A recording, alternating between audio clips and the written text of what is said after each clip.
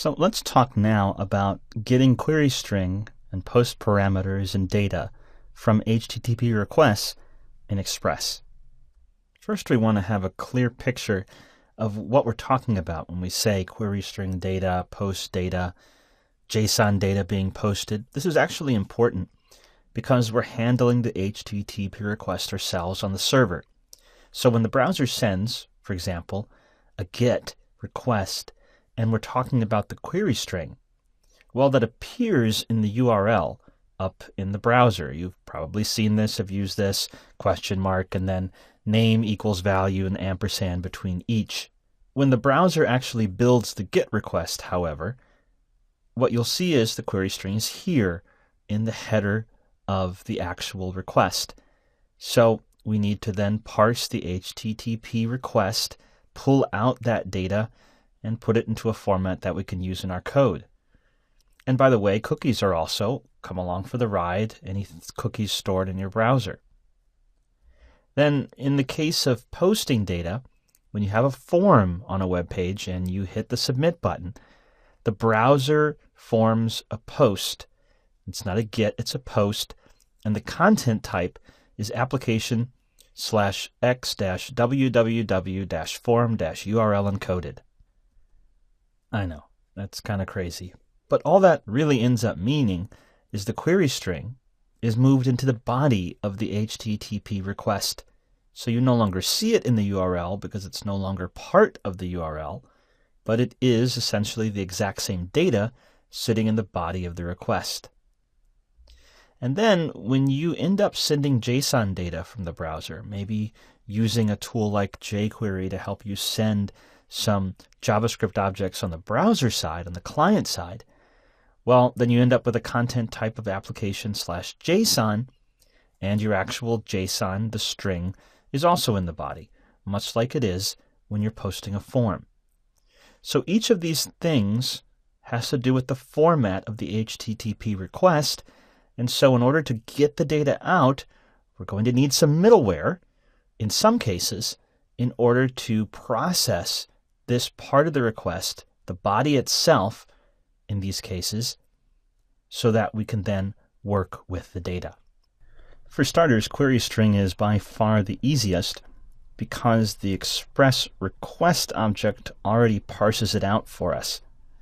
So if the query string, that part that's up in the URL when you see it in the browser, and is actually right there in the header part of the request when an HTTP request comes in, well, let's take an example. Let's say we have person here, ID, and then I'm going to pass for a query string value, and I'll just call this query string, and let's do it that way.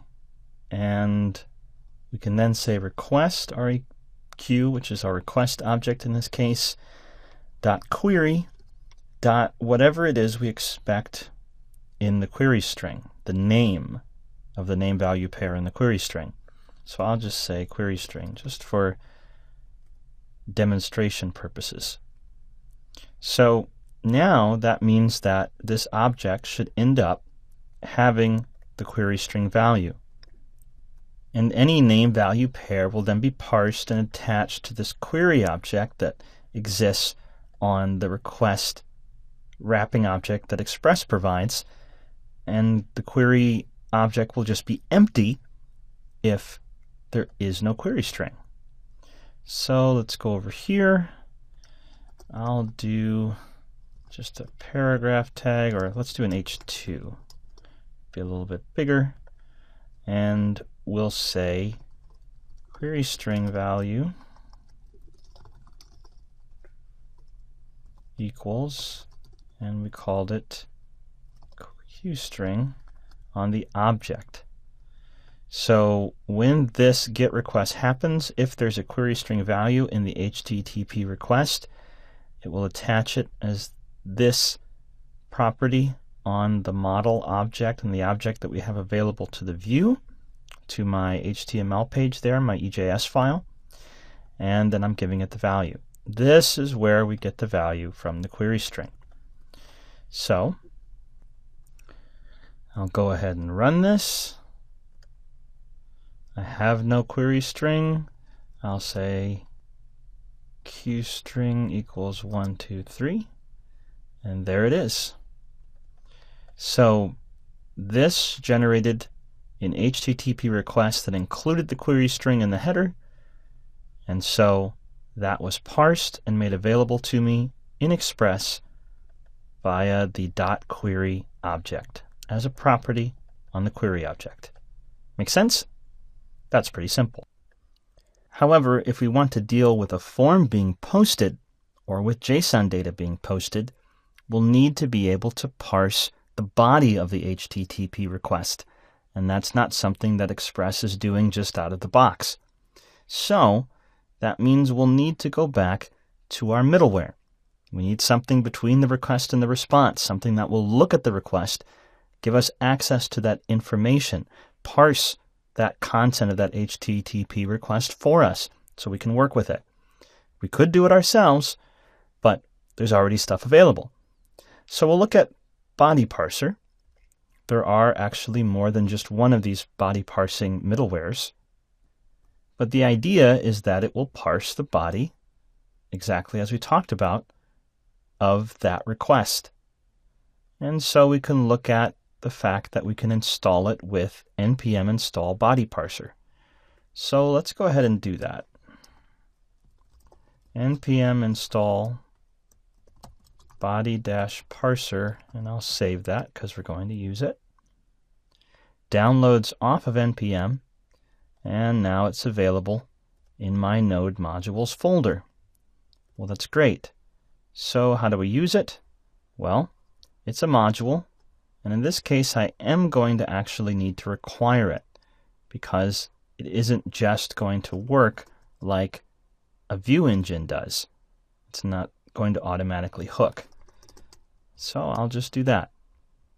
So now I have this object that the body parsing module gives back to me from the require function. And there's a whole bunch of examples here. Now, we'll go and look at this specific example that is available in the documentation. In this case, we're actually treating things differently depending on the URL, and we want that because we don't want to parse the body for every single HTTP request, just for posts, just for certain ones. So if there's a post that we have, we can get the body parser URL encoded body parser, which means that post data, that HTTP request that we looked at before. So let's go ahead and do that. We'll get the URL encoded parser. And then, well, it looks like all we have to do is pass it as a callback to the post statement. You see, these methods take other callbacks. The good thing about doing it this way, as opposed to just .use, is that it makes certain that the HTTP request is formatted properly for what's expected from the parser. All right, so we can do this if we go in, and let's say we allow ourselves to post to the same person page. And we'll just post to person, and we'll say app.post. And then we'll add this other callback. So here's our URL encoded parser, and that will receive what it needs to actually parse the body. And this will be middleware that will be called before this function is called. So very similar to when we said app.use. When this is seen and it's an HTTP post, that method, that verb, then this will be run, this is a function, and this will be run, our function. And in this case, let's just, instead of render, we'll just send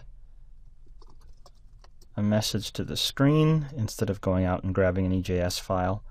And we'll just console.log, and req.body will be added by this middleware, and whatever form values I have based on the names.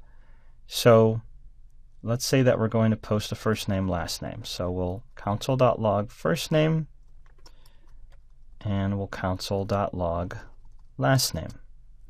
Now I'll need to build an HTML form to do this real quick. Let's do that on the index page where we said hello world. Let's build a form and method post. If we had said method get, then the browser would put that query string, the name value pairs, up in the URL part of the HTTP request. But we'll say post so that we get the proper XML URL encoded post with that sequence of strings and values in the body of the HTTP request. And I'll go ahead and post this to person. And then /form. And let's just say first name. And we'll do an input type equals text. ID is first name. And the important one, name is first name. And then I'm not going to bother trying to make this look nice. We just want it to work. So I'll just take this and make it last name. And so what the browser does is when we submit this form, and I'll add a submit button, the browser takes the values I've typed into these fields, uses this as the name, and sets up that query string, name equals value, based on what I typed in. All right, so let's give this a try. We'll run our app and just go to localhost 3000. All right, there's an incredibly simple form. So I'll say John Doe, submit. And there I got my thank you. So the HTTP request was formed, and app.post handled that because it matched this URL, and it was an HTTP post. And then the body parser should have taken that body of the HTTP request and given me each value, attaching it as a property to this new body object that was attached by the middleware to my request. And if all went well, there it is, John Doe. So I just grabbed, using that middleware, a form post.